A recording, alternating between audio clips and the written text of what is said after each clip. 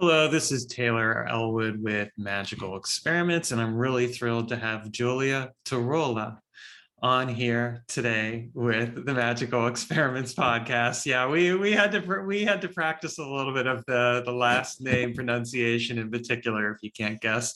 Giulia, would you please go ahead and introduce yourself and tell us a little bit about you and what you do and where we can find you on the web? Yeah. Hi, everybody, and thank Taylor for having me. And first of all, I wanted to excuse myself since, I have had my booster shot like yesterday. So tonight I'm a little bit woozy, I also spent an entire day at the Luna Park with my two children. So that actually adds to my fatigue. So if you see me like, stuttering and thinking a bit before answering, that's the reason. And apart from this disclaimer, I am an Italian witch, and I've been practicing for more than 2 decades right now. And I'm also a high priestess and a teacher in the Tempio di Ara tradition, which is the Italian branch of the Temple of Ara tradition founded by Guilia Turolla. And I'm also, I have a degree in archaeology, and my field of specialization, is that correct? Yeah. You got it. Is on magical and religious technique of the ancient world, and specifically in the Mediterranean area. So, ancient Romans and Italics people, ancient Greece, and ancient Egypt in particular. And that is it. Welcome. Well, that's quite a lot right there. Yeah, there you go. That's pretty impressive. So how did you get into Italian witchcraft? You mentioned that you started practicing in the last 2 decades. Yeah, actually, I know this is a bit of a cliche, but I mean, cliches are such because there's always a basis of truth in them. And I know many people say that, but I mean, it's true. I never had a moment in which I didn't feel like a witch. I just didn't have the correct frame for that idea, the correct words, but I always practiced witchcraft. I have this,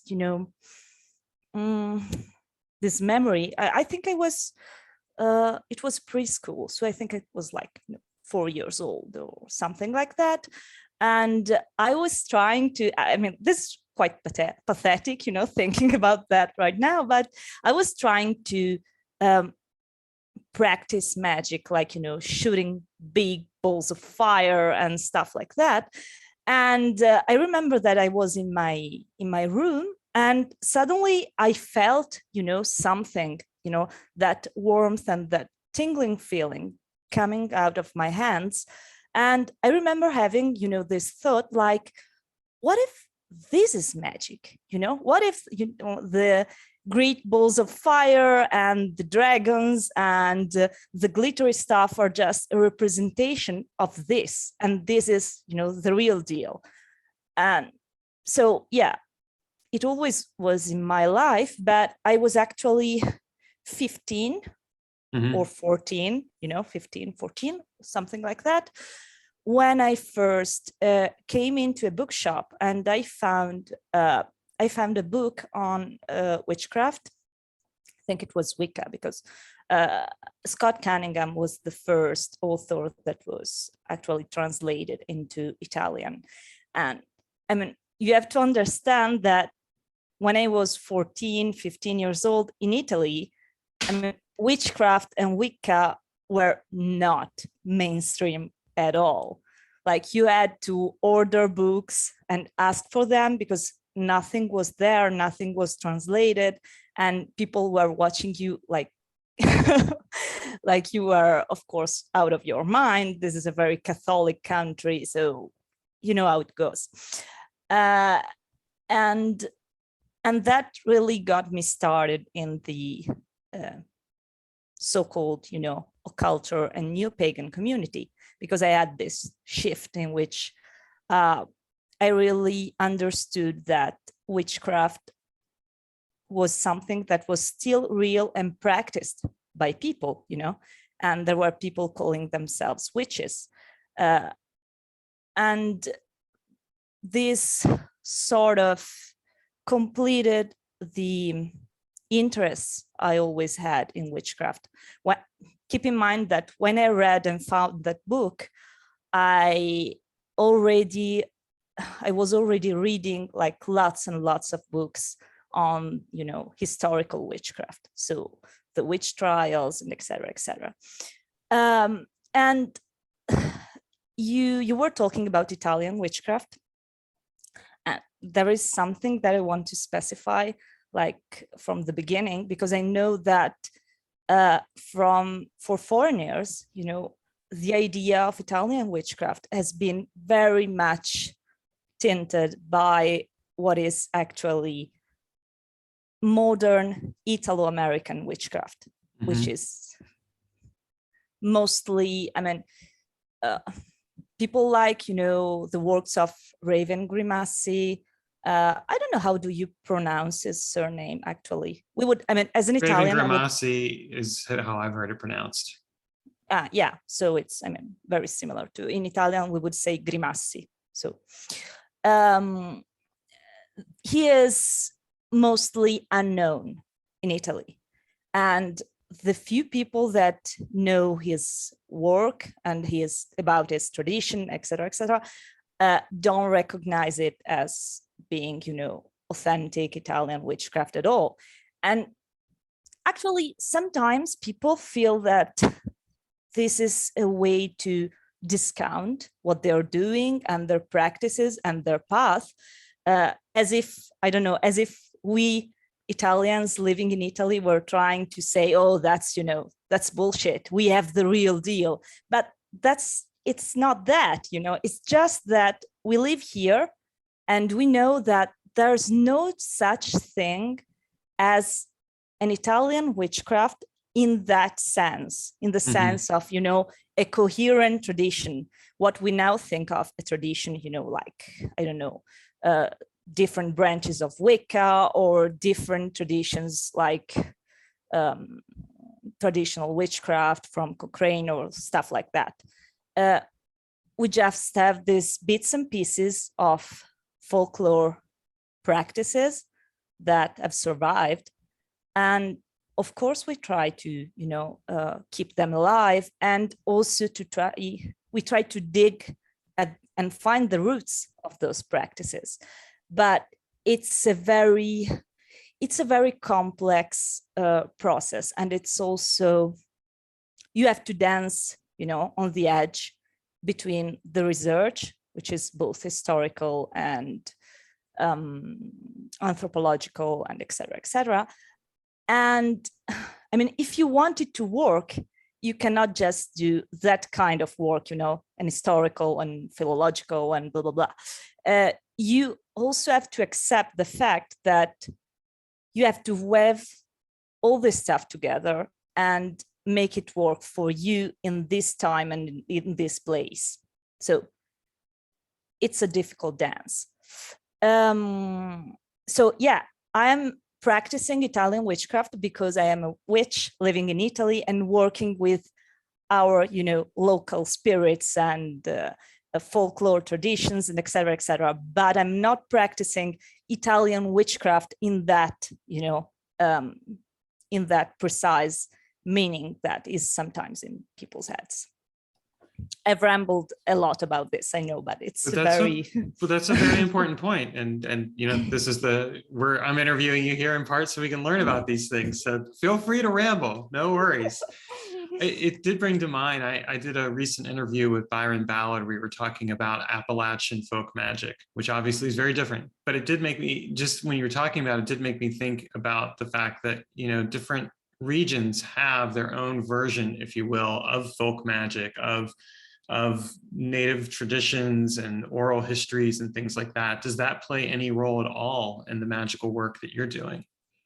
Yeah, of course. And I mean, that's another level, of misunderstanding, because when people from the US, and even people that are not from the US, but that the US culture is the one that goes global, mostly. So people that are not from the US see Italian culture that is all often filtered, by the American view of Italian culture, which is often Italo-American culture.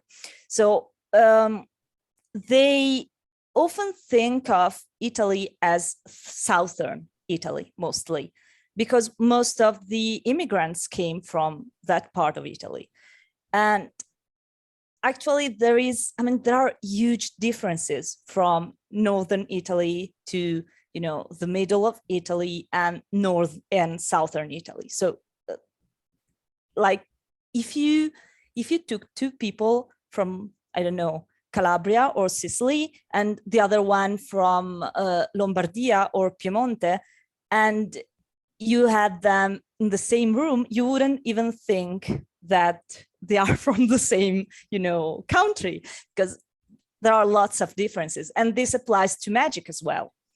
For example, there is a specific tradition that is very common in my area, which is between Emilia-Romagna and Toscana, between Tuscany and Emilia-Romagna, and which is actually the area from which allegedly most of Leland's material came, which is the tradition of segnature. And it's mostly focused on healing. And if you take, and there is something similar, it's a tradition that is initiatory, like, someone has to pass it on to you. Usually it's in the night of the 24th of December. Oh, wow. Can also be, it's rarer, but sometimes it can also be the summer solstice. So basically, mostly the winter solstice, but sometimes also the summer solstice too. And sometimes has to speak these formulas to you, aloud, because the voice, the transmission by the voice is very important. And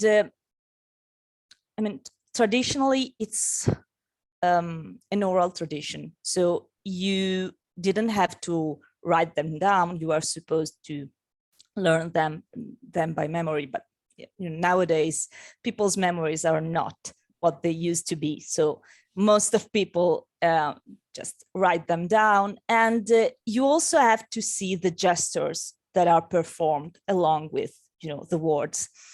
And everything has to be kept in utmost secrecy. Depending on the areas, you could be chosen for different reasons. Mm-hmm. Like, I don't know, the seventh child of a seventh child, which is something that is almost impossible right now, because nobody in Italy anymore has like 10 or even 6 or 7 children. Or having special marks on your person while you were born, being born with a caul, or sometimes could also be twins, So it depends on the area, but this really changes from town to town. So it's very varied. But you can see a difference in the focus. We find some of these practices in southern Italy as well, but they are more focused on, the evil eye or stuff like that. While in my area, most of the focus is on healing. So healing sprains, healing worms. And mm-hmm. This is, not only the physical worms, it's very interesting from this point of view that stuff that we now take in a very literal sense, like, worms, actually were a sort of, metaphor for them, both in the physical and in the spiritual sense, that meant a range of illnesses that could not manifest in a physical way. Like, I don't know, a child that was not growing properly, that couldn't assimilate, enough nutrition and et cetera, could be having worms, even if the worms were not there, or don't know, losing part of one's soul, which is something that pops up a lot in shamanic cultures and was present in Segnatura as well. While, as I was saying, in southern Italy, the focus is mostly, you find, the worms there as well, but most of the practices are focused on the malocchio, the evil eye. So the envy, which is a very strong theme in southern Italian magic. That's really interesting. I like that I found it interesting you sharing the different regions and stuff. One thing you talked about earlier as well is you were talking about researching the ancient Mediterranean magic and practices. How does that, let's talk a little bit about the research first, and then I'll get to the next question. So tell us a bit about the research that you're doing and like what's involved with that research. Well, it depends. I always have different, researches going on. I have some that are like a lifelong work. For example, there is my research about the cult of Diana Nemorensis, which is the cult of Diana at Lake Nemi. And it was a very special cult because it was the one from which the tradition of the Rex Nemorensis came from, the one that gave the name, to the golden bow, Fraser's golden bow. So there's a lot of stuff going on in there, ritual homicide to pass on, the priesthood of the Rex Nemorensis. And Diana Nemorensis was actually sort of the Italic Hecate, the Italian peoples called her Hecate actually, because there are a lot of, she was interpreted as being a local form of the goddess Hecate, very rooted in that place. And that research is something that I've been working on for more than 10 years, because it's strictly related to my personal practices and my personal calling.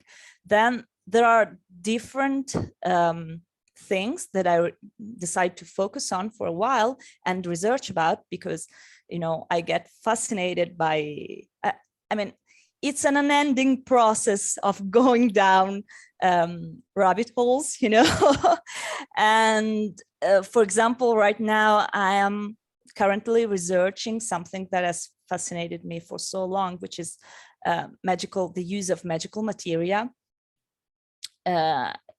from both, literary sources, so the PGM and so on, but also from an archaeological perspective, so the actual evidences that we have when it comes to materials.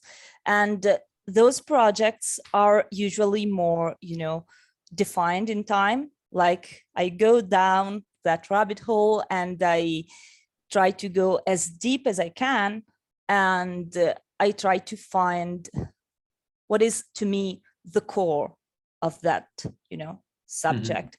And I try to be able to make it available for everybody else, even people that don't have my specific training in that field, or that don't want to, lose their lose their sanity like I do and go pouring over, unending sources and et cetera, like I have to do.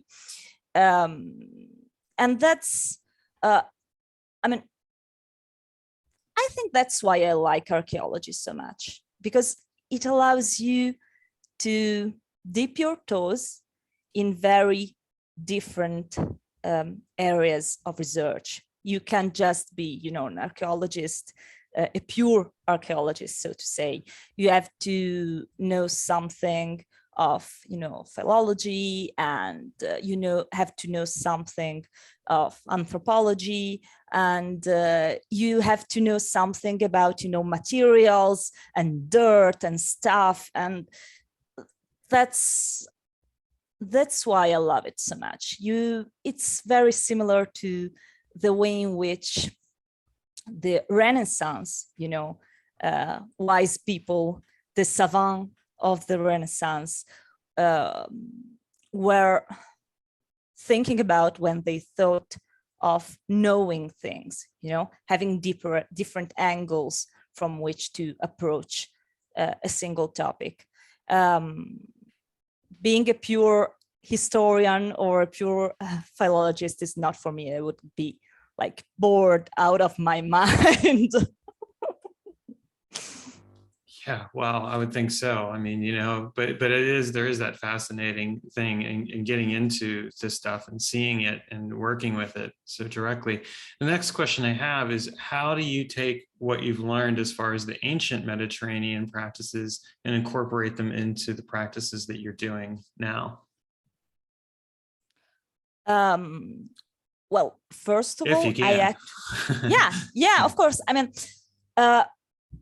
first thing, you can just tell when people are just, being armchair magicians, and they are speaking about magic, but they've never tried the stuff.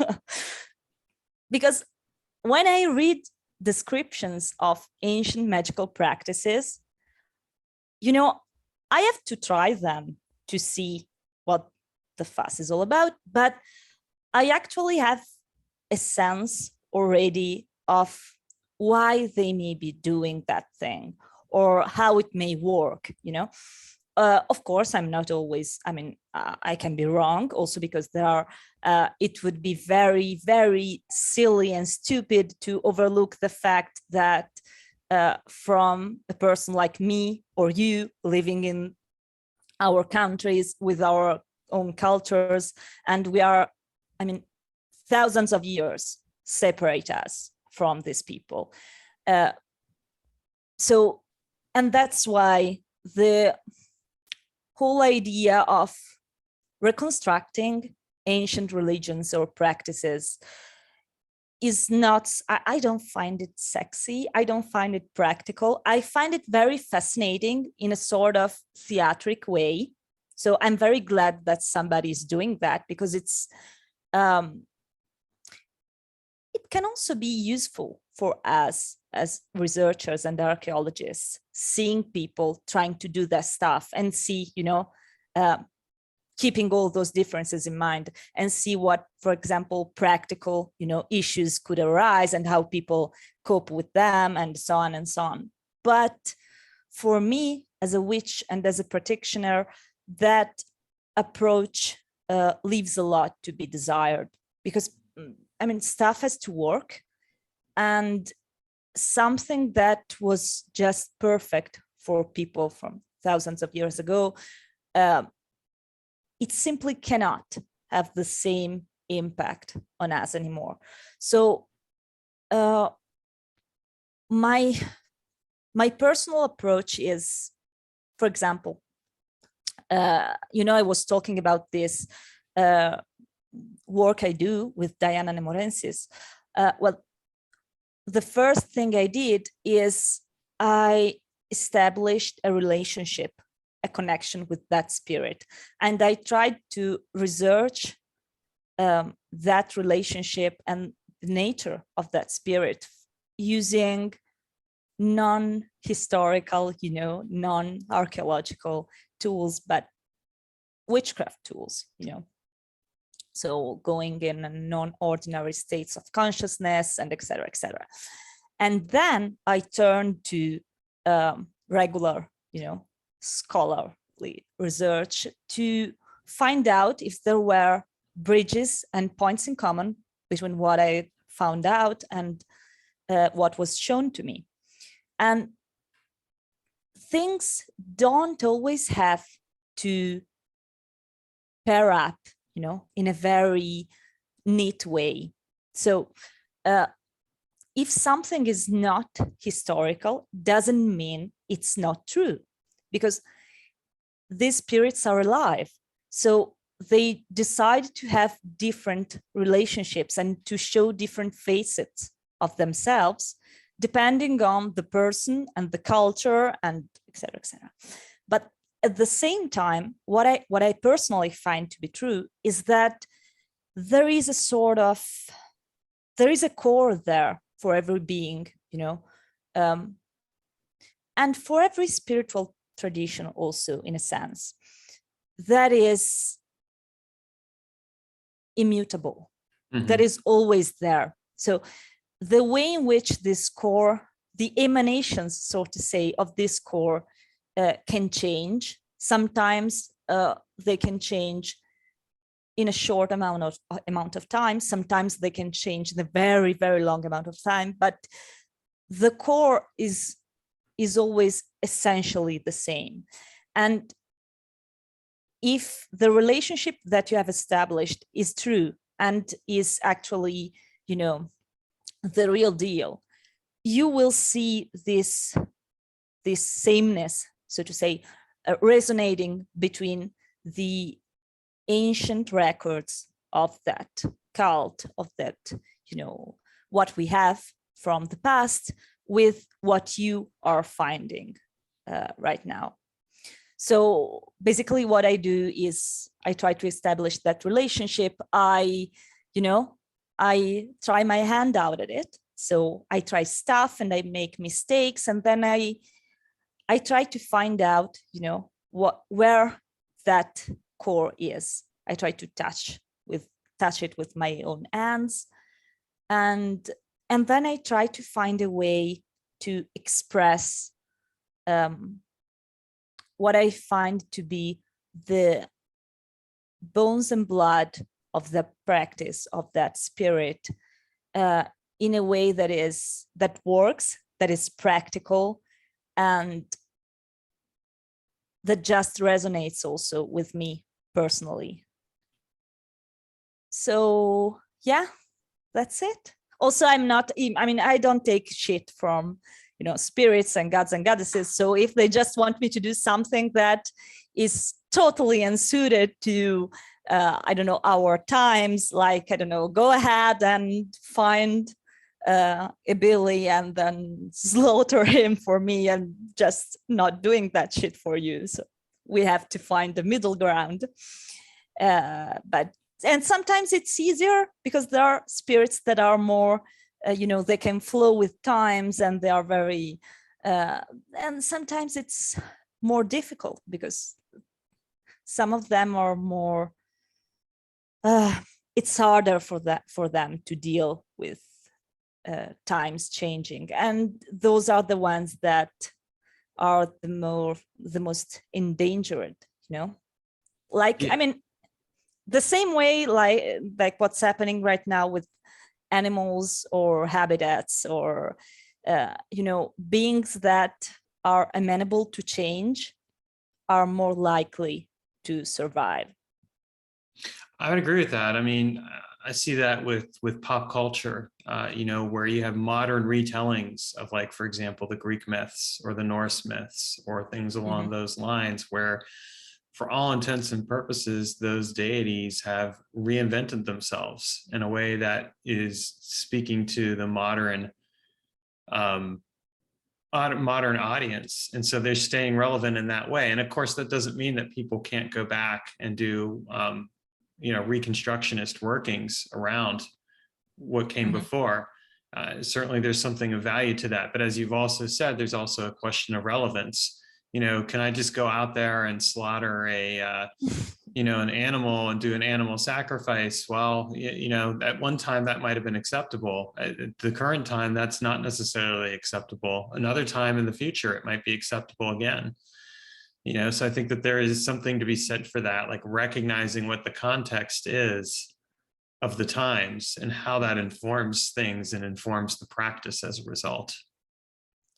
Yeah, and also, I think that I mean, we all have our own insecurities, especially, since we are sort of a fringe culture. So we don't find that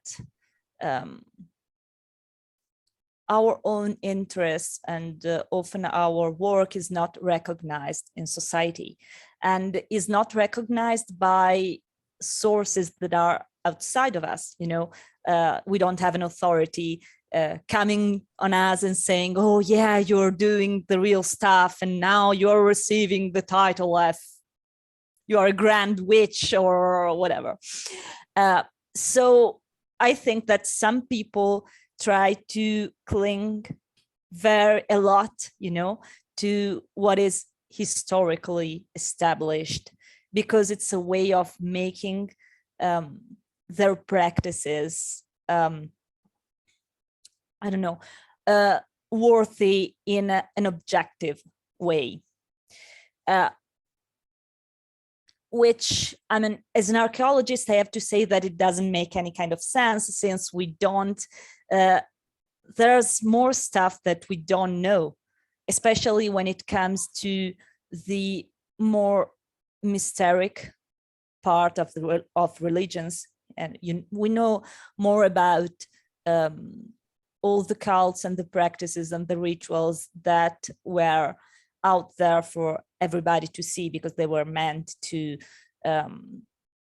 form that knit, that was keeping society together. But we know a lot less about everything else and practices that were at the margins of society, like witchcraft and mysteric cults. But there's also, the other side of this, which is people just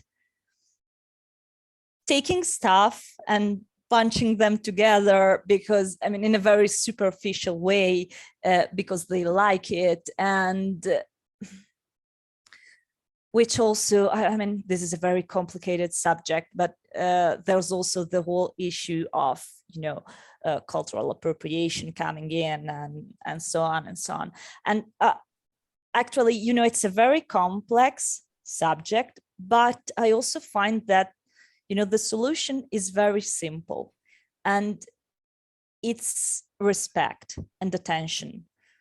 I find that you can rarely go wrong when you make a gift of your respect and of your attention to a certain tradition or a deity or a spirit, and you research that with the tools at your disposal, and you try to get in touch with that deity or that being or that tradition in a very sincere and open-hearted and respectful way. And taking stuff without even bothering to know more about them, taking that deity from that faraway culture without even bothering to research that culture and their history and whatever, you're not giving a gift of your time and attention. And I mean, it will show in your practice. Yeah. Because it becomes very superficial. It's not something that you're really taking the time to ground yourself in, and just slapping something together. Yeah. Because it seems isn't the same thing as really doing the work. I mean, this podcast is called Magical Experiments. And a person might think, well, a magical experiment is you just go and do your own thing when you want to, but that's not the case at all. You have to have a foundational knowledge and awareness and be grounded in practices before you can even begin to experiment with them.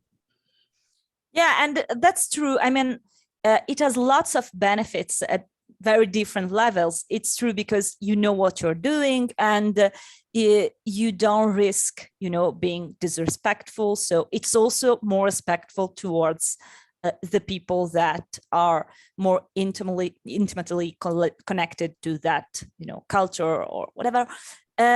And you also risk, there's a narrower, risk of making huge mistakes. It's also more effective because, there are some spirits or deities that are just, that I have bottomed out. They're whores a bit. They just want all the attention they can get, and they basically don't care. They are not, picky. But not all of them are like that. And also, I personally think that even if a deity or a spirit is not picky, just is an attention whore, they will nonetheless choose the task, so to say, to assign you depending on your skills. So what I often say to my students is, you wouldn't go, to the Rolling Stones and ask them to work with them if you didn't even know, how to play guitar, for example, because they would say yes to you, and then they would ask you to clean the toilets because it's the only thing that you can do. And I find that it works the same with spirits. If you go there and you don't want to put your own attention and work in the relationship, they will just use you for what you can be useful for. And this could go, it could be a very superficial thing, but it could also be very bad if you find the wrong kind of customer for that attitude. Yeah, no, that makes sense. Well, we're at the end of our show here, so I'd love it if you could share again where people can find you online, and then any final thoughts you have for us. Yes, so right now I am currently renovating my website, which is boscodiartemisia.com. And I know it's difficult for non-Italians, but maybe when you post this, I will write it down for you. And there will be a new platform on the website. I was already offering my own courses, both with an Italian and an English version. But what I will be doing is that I will transform my website into sort of a portal connecting to different cultures, so that a very select number of Anglophone teachers will be offering their courses that will be translated into Italian for Italian people. And at the same time, me and another very selected number of Italian teachers will be offering courses that will be translated into English. Oh, very cool. Yeah, I'm very happy about this because, I think lots of people in Italy are always asking me for, suggestions and the like. And they're always bummed because I say, oh, I know this wonderful teacher, but it's in English. And, Italians are, in average, are not very good with English or with, languages in general.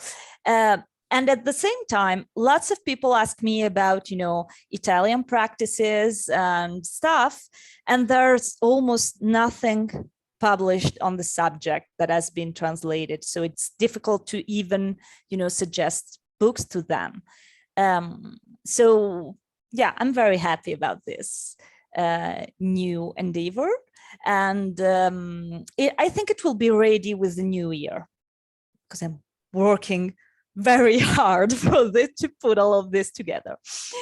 And I am also, and what I will personally be offering, the first courses that will be available from me will be, the female witchcraft in the ancient world, which was already available before and will be made available again. But the newly translated course on green spirits, which is a course that is focused on working with spirits of plants in a,